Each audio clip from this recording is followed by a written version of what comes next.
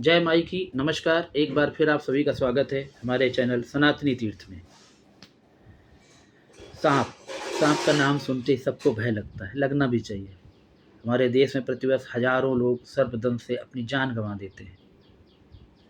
सांपों का निकलने का जो सिलसिला शुरू होता है, जैसे ही होलिका दहन होता है, माने टेम्परेचर तापमान मौसम बदलने लगता है, गर्मियाँ शुरू होती हैं, कहीं ना कहीं सांप निकलने लगते हैं। फसल कट रही होती है और फिर इसके बाद जब बारिश आती है तो जो उनके निवास होते हैं, जो बिल होते हैं या जिन्हें हम बांबी बोलते हैं, पेड़ों के नीचे दीमक बनाती है घर, ये उसमें ज़्यादातर छुप के रहते हैं। कई बार लंबे समय तक कुछ चीज़ें, सामान कहीं स्टोर होता है, वहाँ भी ये पनप जाते हैं। कुल मिलाकर सांप का नाम सुनते ही सबको डर लगता है। ये अलग बात है कि हमारे देश में जो सांप की प्रजातियां पाई जाती हैं उनमें सब जहरीली नहीं होती, सबके काटने से इंसान की मृत्यु नहीं होती। लेकिन ये आम आदमी फैसला तो नहीं कर पाएगा सांप काटता क्यों है। या तो उसके साथ कोई छेड़छाड़ होती है, या धोखे से आपका पैर पड़ जाता है, या वो अपने को असुरक्षित महसूस करता है, सांप तब काटता है। हम लोग सांप को मारते क्यों हैं? क्योंकि मजबूरी है। मान लो घर में सांप निकला, अगर उस सांप को नहीं मारेंगे तो भय रहेगा कि किसी को डस न ले। खैर, एंटी वेनम आ चुका है। किसी के साथ सर्पदंश की दुर्घटना होती है, समय से मिल जाता है, तो ईश्वर की दया से उसकी जान बचती है, अच्छी बात है।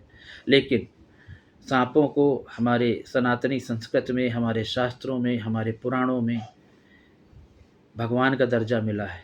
ये पूज्य है, हम इनको पूजते हैं। और शायद इसके पीछे की वजह है कि सारा इकोसिस्टम जो हमारा है, जो हमारा पर्यावरण है, इसमें इनकी अहम भूमिका है। जिस तरह हर जीव अपनी भूमिका निभा रहा है, इस पर्यावरण में सांप भी अपनी भूमिका निभा रहे हैं। तो हमें तो वैसे भी नहीं मारना है, लेकिन बचना भी है, और बचाव के लिए कभी हमें मारना भी पड़ता है। तो थोड़ा सा विश्वास करें। अगर आपके घर में सांप निकलते हैं, सांप निकलने की गुंजाइश वहाँ ज़्यादा होती है जहाँ साफ़ सफाई की कमी होती है, या फिर जहाँ नया निर्माण हो रहा होता है, मतलब खुदाई हुई, पुराई हुई, नई बस्ती कोई बस रही होती है, नई कोई साइट बन रही होती है, वहाँ निकलती है, तो मुझे लगता है कि सांप को मारना भी ना पड़े और सांप हमारे घर में भी ना निकले। तो इसका एकदम अचूक और बहुत अच्छा उपाय, विश्वास और निष्ठा के साथ, ये कोई अंधविश्वास नहीं है, लेकिन कुछ चीज़ें होती हैं जो ईश्वर से जुड़ी होती हैं, तो इसे आप अपना लेंगे तो आपके घर में सांप नहीं निकलेगा, ये मेरा दावा है।